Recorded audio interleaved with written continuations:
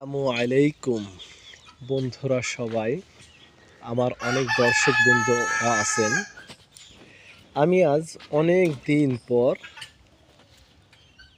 Update খবর দেব। আমি সেই আগে ভিডিও দিয়েছি, সেই সময়কালে এই ঘরটা আমি কিন্তু তৈরি করেছিলাম না।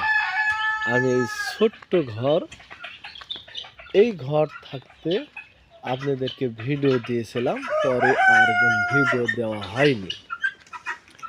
যাক, আল্লাহ রহমতে আপনাদের অশেষ দোয়াই মেহেরবানিতে আমি অনেক বড় ঘরটা 34 হাত ঘর আমি বর্তমানে সেট আপ করেছি। বিভিন্ন ঘরে বিভিন্ন রকম বাচ্চা মুরগি সব বাহিরে এড়ে দিয়েছি। এই সব টাইগারের বাচ্চা, আর এই সাদাটা হচ্ছে খাসি মুরগি।